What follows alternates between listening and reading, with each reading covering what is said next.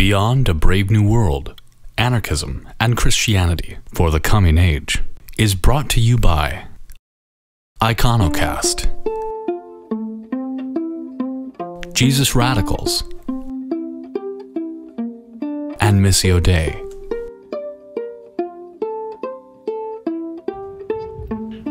So anyway, I was expecting to be in for 11 to 18 more months, but was actually released after 4 months, completely by surprise. The prosecutor gave no indication they were going to release me. I got a phone call from my lawyer one day, just totally out of the blue, and was like, "You're getting out today, in a couple hours, you know, get ready," or whatever. And at that point, I was in Dubuque, Iowa, in a county jail, and so, you know, my dad drove down to pick me up, and I went home that day. After that, Scott was still being charged with this animal liberation action. He was also later, they issued another indictment also charging him with a mink liberation that happened in Minnesota in 2006, which was 2 years later in a different state, but they charged it as part of the same overall conspiracy. They were arguing that the Animal Liberation Front itself is a giant conspiracy. Mitch, are people familiar with the Animal Liberation Front or the Earth Liberation Front? Are people not? Does people want to explain? Does anyone want to explain it, or should I? Okay. The ALF is a name that's used, I'm not sure when it started to be common, but basically anyone who takes some kind of direct action that's defending animal rights, as long as they follow some principles, I think that they don't harm any life, including humans, and a couple other things, they can claim their action as an Animal Liberation Front action. And so there were, hundreds of actions separately happening all over the country where people would release animals or do something like that and put out a communique saying, this is the Animal Liberation Front. It's a very similar thing with the Earth Liberation Front. There were a number of high-profile actions where people were, taking direct action to defend the Earth and just claiming it as part of the Earth Liberation Front. Whether or not these people were connected or knew anything about each other, it was kind of a name you could put on it to give some context to what you were doing. And this prosecutor was really trying to argue that, the ALF and ELF were one big conspiracy, and so any different actions that happened as a part of this was a part of a conspiracy and could be charged together.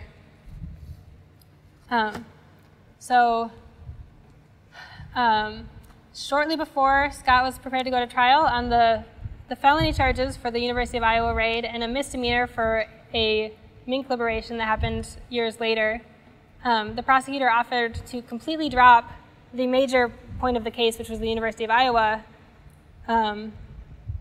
raid, if he would plead guilty to the mink liberation. And so Scott took that plea deal on the eve of his trial and was sentenced to 6 months for releasing these animals. And he actually served his time and got released today from prison. So he's on his way back to Minneapolis. He's getting back. He was in Michigan or something, so he's like on the bus. I don't think so. I think he's just gonna go home. But so that's exciting. Do you have any questions about our case? Anything else about that? Okay. Oh, yeah.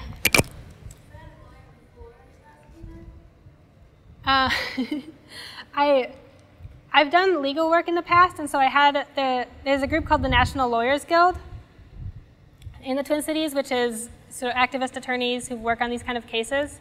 So there were a few lawyers that I've just talked to in the past, never for my own representation, but through some of that other stuff. So I had a lawyer's phone number that I, was like, I'll call my lawyer. And called this person up. And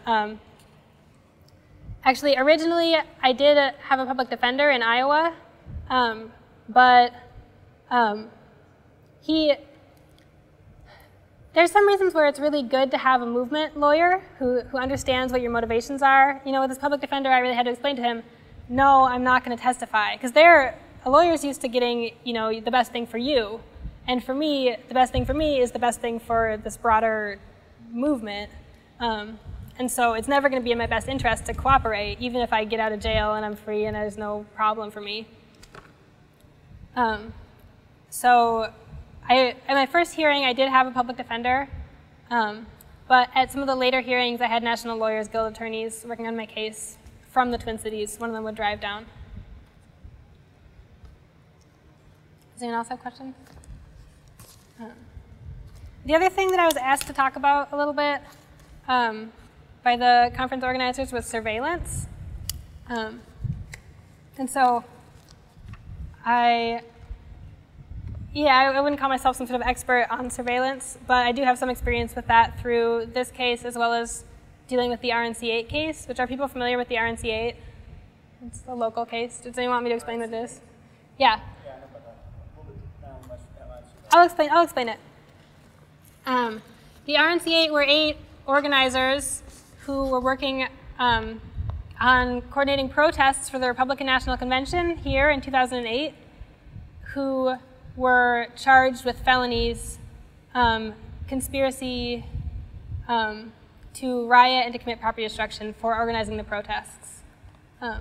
So they were originally charged with conspiracy to riot in furtherance of terrorism. That was later dropped. Towards the end of the case, a few of them just had their charges dropped outright, and a few of them were offered pleas to misdemeanor conspiracy and ended up taking those pleas. So through that case, I have some experience with surveillance as well. So I'll talk a little bit about that if people want to hear it. Some of the major tactics that police have used that I've seen for surveillance, the biggest one I've seen has been infiltrators, undercover officers, coming into a movement, attending meetings, taking notes, reporting back about what's happening. That's really the crux of a lot of their big cases. In the RNC 8 case, there were 4 different infiltrators coming to these meetings that were open. They were public meetings about organizing the protests. There was one federal agent who worked on some more serious cases, and then 3 Ramsey County sheriff's agents. So that's what I've seen as being one of the biggest things. And as far as protection against that, I think you have to decide for yourself how much are you wanting to balance your security versus being public and open.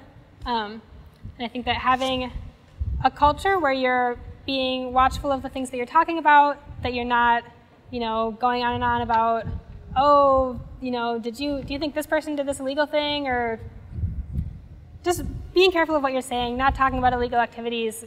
That really is one of the only protections against those kind of infiltrators, because it can be really hard to know who is an undercover officer. And a lot of times those accusations and those kind of, trying to call someone out can tear apart communities because it can be really painful and really hard. Another tactic is informants, and trying to get people to be informants, to turn, to cooperate against their other people in their movement. Sometimes people are sent in as informants. Sometimes they will, harass people, try to question them, threaten them with the charges if they don't testify. I've seen that a lot. People getting a visit from the FBI saying, what do you know about this? If you don't talk, we'll take your baby away, or we'll do whatever. They make these very big threats against people to try to get them to cooperate. As far as actual, surveillance goes, one of the major things has been monitoring cell phones, text messages and email, things like that. It's not so much that they they can tap your cell phone, they can do things like that, but a bigger thing is just things that are already being kept as records. For example, anytime you make a call, there's records of where you were when you made that call, or you send a text message, there's records of where you are when you send that text message that the phone companies have access to, and they can subpoena that information. They can subpoena text messages from years back. That information is very accessible to the government. Same thing with emails, social media websites. You've seen it a lot. Like I mentioned, the MySpace picture was used in my case. A lot of, emails, MySpace messages, Facebook, things like that are very common for the government to use in surveillance, because it's a lot of times a big, easy, like, oh, we suspect this person of a crime. Who's everybody that this person talks to? We've got this like map of it right here, and it's a Facebook page.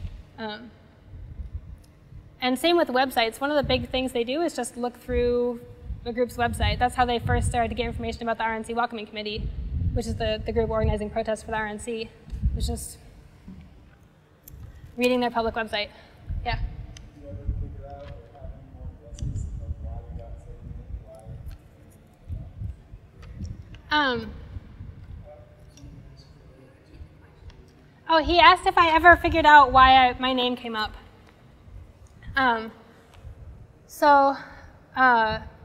Yeah, I mean, when Scott got charged, it seemed like they wanted to question me in connection with him because we had been partners, not at the time of the action, but for a number of years.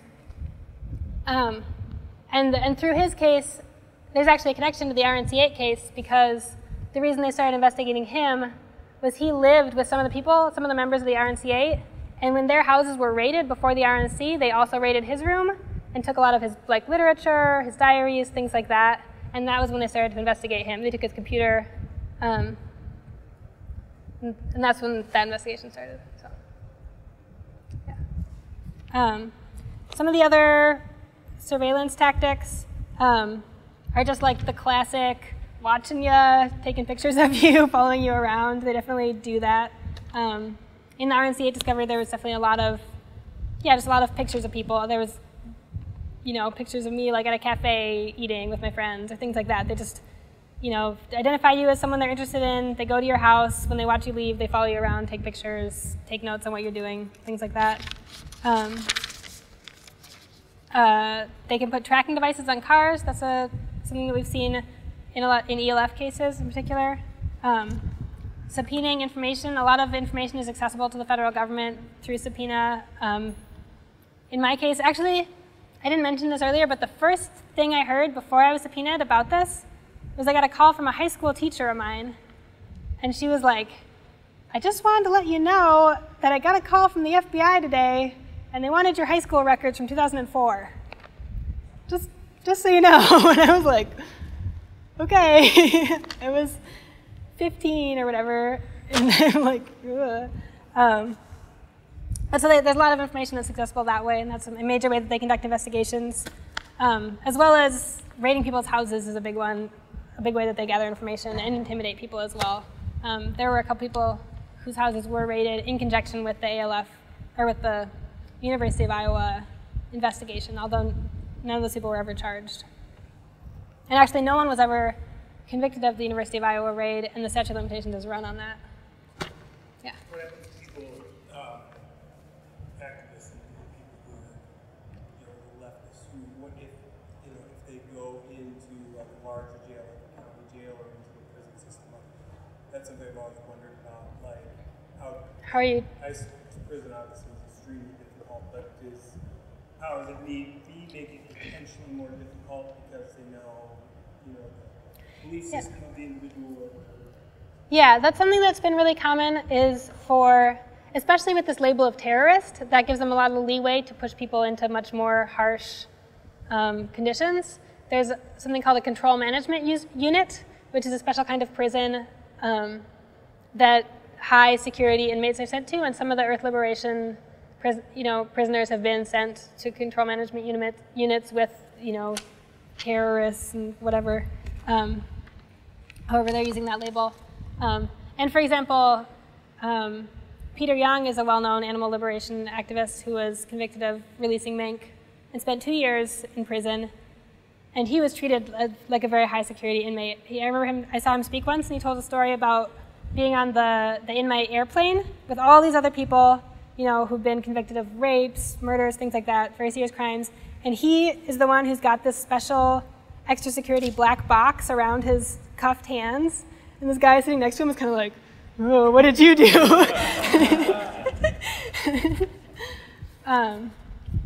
But what? I lit the bandit and escaped. Yeah. But it depends on the specific case. In my case, there were some ways in which I was harassed more. Definitely the federal agents I was in a county jail that had a federal contract. And so the county jailers themselves didn't really care about the political nature of it, and they just thought I was like kind of nice and were generally like decent enough to me. But they definitely got instructions from the federal agents that I was, you know, a terrorist threat and that I was a higher risk. There was actually an incident where a couple of my friends, after I had been in for 3 months, a few of my friends came to visit, and you could only have video screen visits for 20 minutes at a time, and they had to drive 6 hours down to have like 20 minutes on a video screen with me twice a week, or I mean, people only made it once a week. But on the way out, I had a window that was looking out over the guest parking lot, and so two of my friends ran up to the window and they like waved and they kissed it, and then they, whatever, ran off. And when the federal marshals heard about this, they designated it a terrorist security breach at the jail. And, you know, at the time it seemed totally ridiculous. And I was like, they're just messing with me. They're just, you know, they moved me to a different jail. I was held in isolation on, was it like 22-hour-a-day lockdown in my cell. At another jail, transferred again to another jail where I was in a segregation unit. I mean, this was the hardest time of my time in jail, because being alone and being isolated is really, it's scary, and especially when you don't know what's happening, when they don't tell you what they're doing when they move you around. So at the time I was like, well, they're just using this as an excuse to mess with me. But it turned out later that the jail actually lost their federal contract over the incident, and the chief jailer was fired because of this terrorist security breach. So they do take themselves very seriously in these labels.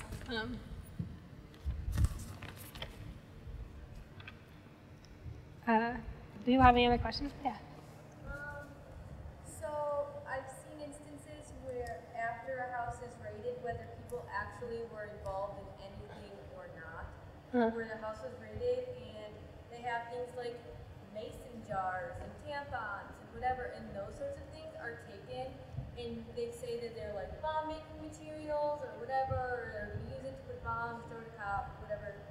So what would you say is something that people could do to protect themselves from that sort of violence by police, other than just keeping your mouth shut? If you say, oh, I'd really like to blah, blah, blah, blah, blah, just not even say it because that can be used against you. It's a hard question. You know, in some cases there's not a lot, like this really reminds me of the RNC cases. I'm sure that's what you're referencing. In the RNC cases, there were a number of different houses raided before the RNC, and most of them were collective houses with a lot of people living there, and they took all kinds of just ridiculous stuff. Any household cleaners, any tools from the shed were clearly weapons. People's gray water buckets were buckets of urine that they were saving to throw at the cops. You know, they made a lot of allegations, and they don't have a lot of responsibility to prove that. They can just keep those things as long as the investigation is ongoing and the charges are still ongoing. You know, the RNC was in September of 2008. Just last week, my friends who were part of the RNC Eight were able to pick up a lot of that property that was seized during those raids. You know, they were able to hold it for years, despite most of it being literature, you know, things that's clearly not criminal materials. Especially with conspiracy charges, they have a lot of leeway to take, you know, any statements you make, any kind of organizing that you're doing, and use that against you and use that to justify repression. But I don't think that the answer to that is to not speak up and is to not organize and not be public and work on, you know, work on these projects. I think that the things we can do are try to, you know, support each other, try to come together, and you know, and people have different tactics for how they want to deal with it. You can be really public about, you know, what's going on against you, try to sort of create enough pressure on them that they have to drop it. That's one of the major things that you can do with grand juries, is you don't have any legal rights, really. But if you make it very public and you destroy the secrecy, a lot of times they will drop it. Or at least not harass you as much as they would be able to if it was just secret. So, yeah. Do you feel like your life is under a lot of scrutiny still? You know, like, do you ever feel like, oh, that person, like, federal agent? It's definitely created a lot of paranoia in me. I have a funny reaction now. It's happened a couple times where I've been accosted by federal, or in the RNC Eight case, they tried to question me. And generally what they'll do is they'll like walk up to you, two strangers, and just be like, Carrie? So now I have this like fear of people I don't recognize calling me by name. And I've had a couple of random people that I just didn't remember be like, oh, Carrie? And I'm like, what? Who are you? Who are you? And it's hard to know. At this point, I don't feel like I don't feel like they're probably still surveilling me. The case is, Scott was convicted, and it seems like those cases are closed. But I'm definitely on the radar. I'm definitely, and a lot of people are, and a lot of people, you can't really know when they're investigating or what they're looking at. I just thought maybe because you're vocal about their experiences and things like that. Yeah. Someone that is just like And back to a normal sort of. They definitely pay attention to that, and they definitely, keep that on their radars. I actually ran into the Ramsey County Sheriff at the state fair one time, and it was kind of funny because I had he had arrested me, and I was we were, familiar with each other. And so I I was like, hey, Bob, what's up?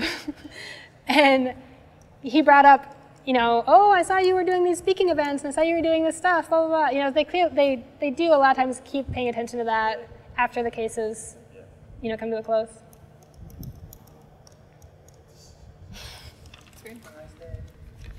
Yeah. He was there with his wife. He's actually like, oh, honey, come over. This is Carrie Feldman. I was like, oh, my God. Yeah, you remember the terrorist? Yeah. But people have any other questions? Yeah.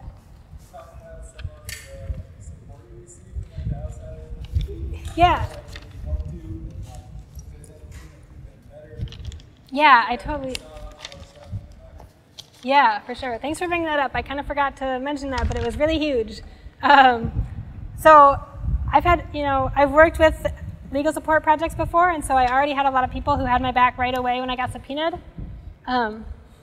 They, set up a support website, put on fundraisers, were in touch with lawyers for me when I was in jail. I mean, one of the huge things the support crew can do is be, when you're in jail, it's really hard to get access to information, to get things done. You're very isolated. Getting commissary money, things like that, getting visits coordinated. It's not something that you can really do while you're in jail. So people in my support committee did a really amazing job. The first day that I was in jail that I could get letters, I got 36 letters. And it was somebody that the chief jailer came in with a stack of mail, and it was like, I just spent all morning reading your mail. I was kind of like, okay, sorry. You don't have to read my mail if you don't want to. Yeah, and I think that was huge in helping me stay strong throughout the whole time that I was in jail, because with civil contempt, you can testify any time. And it's not like it was ever really felt like an option for me, but it's really scary and it's really isolating. And you're not around anybody who really agrees with you or supports you. I mean, I did actually get some support from some of my cellmates as well. People definitely had respect for not testifying. A lot of people had been fucked over by grand juries. So I got some support there, but it was really huge having that much outside support and having people doing that. I got letters from different countries and things like that where I'm like, I don't even know how you heard about this, but that's awesome. So yeah. Oh yeah. I know that Congressman Ellison came to a dinner that was given as a fundraiser for you. And I heard that he spoke really well. I don't know if he was able to. He was not really supportive. I don't know. I don't remember hearing about him coming to a dinner. My mom wrote to him, and about the case, and wrote to a number of different people. I think that's right. Yeah, but the only letter we got back was a pretty it was just really bogus. It was like, oh, Congressman, Ellison is no longer a defense attorney and can't work on your case, but thanks for asking. If you need help, you can contact the public defenders in Iowa, or something like that. Wasn't supportive of the case. Why is this?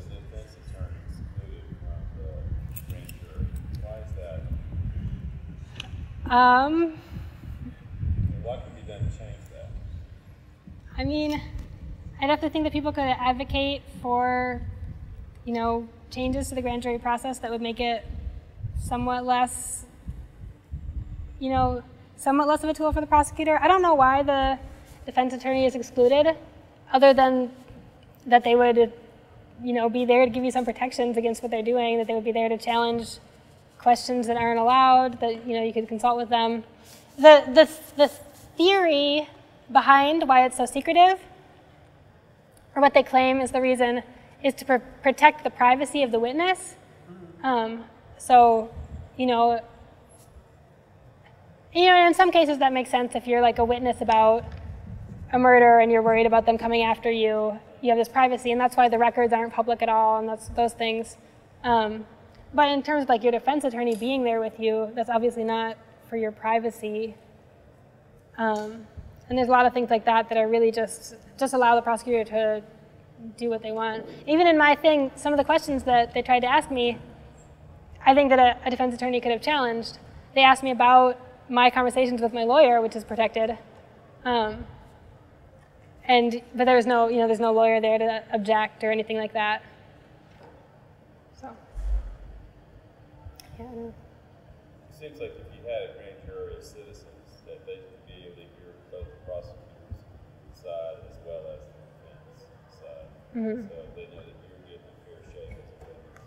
Yeah, potentially. Except technically Carrie wasn't on trial. That's what she Yeah, did. I never, yeah, it's not like, If you're a witness to a regular trial, the witnesses don't get lawyers as well as the defendants do, you know what I mean? So that's the way that they can get around, like, yeah. I don't know, it's politically maneuvered. I mean, it's just the way they can get around, like, not allowing you to technically So, it's like, why do you need a lawyer? You're not on trial. Yeah, exactly. It's like, you're just a witness. What, you don't want to talk? You got something to hide? You know, I don't know. Yeah. I was actually really surprised that they allowed me a public defender for it. I didn't think you would. But that's kind of one of the interesting things. There's a lot of rights that you don't have, actually, but just like any person could see that obviously that's fucked up. So like in some of my legal challenges, the prosecutor's trying to argue like, our main argument was the statute of limitations had run on this University of Iowa thing. They charged Scott like right before the statute had run. And then it was up, and I'm like, you can't bring back a new indictment. Why am I still being asked to testify to bring new indictments? You know, you have to show some reason why I'm being held. And the prosecutor's first argument was just, I don't have to tell you anything. I don't even have to tell you what I'm investigating. Too bad for you. You know, and the judges, no, and he was right legally. He didn't. But the judges in that case still were like, give us something here. This is, you know, something. And, you know, and it was very low. They asked him for some evidence that there was something that they were still investigating. And he was able to present that to the judges in secret without me or my defense attorney being able to see it at all. And that was enough to convince them that I could, you know, that I would still be held. Actually, 2 of the judges were convinced that I should still be held. And one of the judges wrote a long dissent saying that it was clearly absurd, that he had no reason to continue to hold me, that it was, you know, just punitive or whatever, and that I should be released immediately. But it was 2-1, so I wasn't released. Is there a certain number of people on the grand jury? 16 to 23. And I think 16 or 14 need to, it's not a unanimous jury, it's like a certain number need to come back for an indictment for it to happen. And the jurors themselves ask you questions as well. They ask. Any other questions? Yeah. I was wondering if you think there's a regional difference in terms of how green scare cases are proceeding. Like it seems like Minneapolis was kind of you had so many contacts here. You had the last point right off the bat, you were involved in the community. Really seemed like it's trying to do it right away. Pretty solid footing. Yeah. But I wonder, it seems like the West and the Pacific Northwest in particular, there's people just stay, people that aren't involved in radical politics, just I think from how many cases have come out there, especially there's a public perception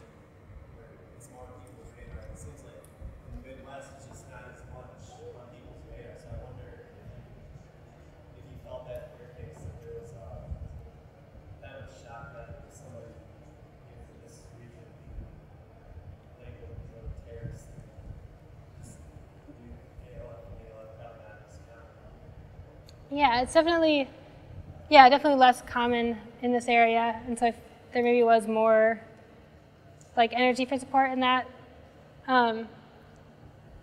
Actually, I was in touch with lawyers from the West Coast who had been involved in those cases and who had a lot of experience about that, and we got a lot of our information from that area.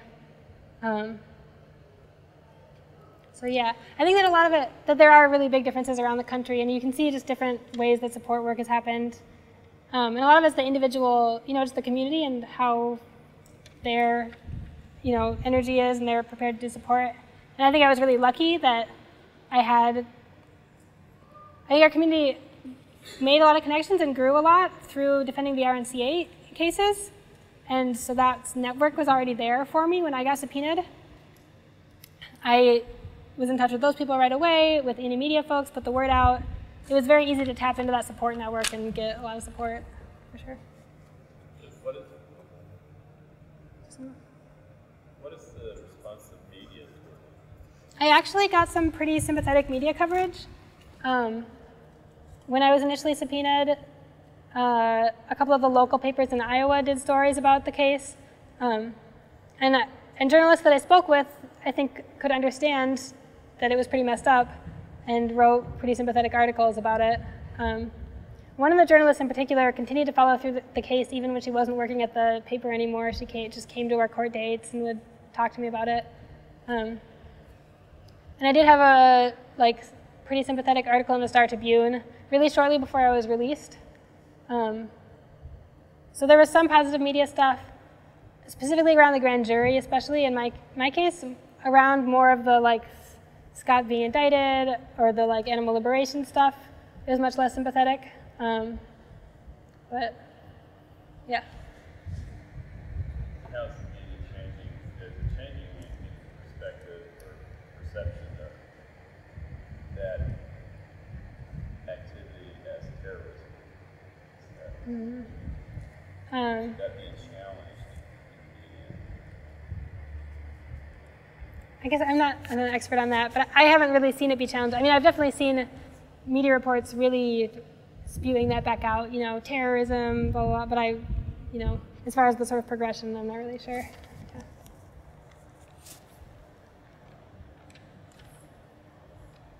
Any other questions? Okay. Well, thanks everyone for coming. Yeah.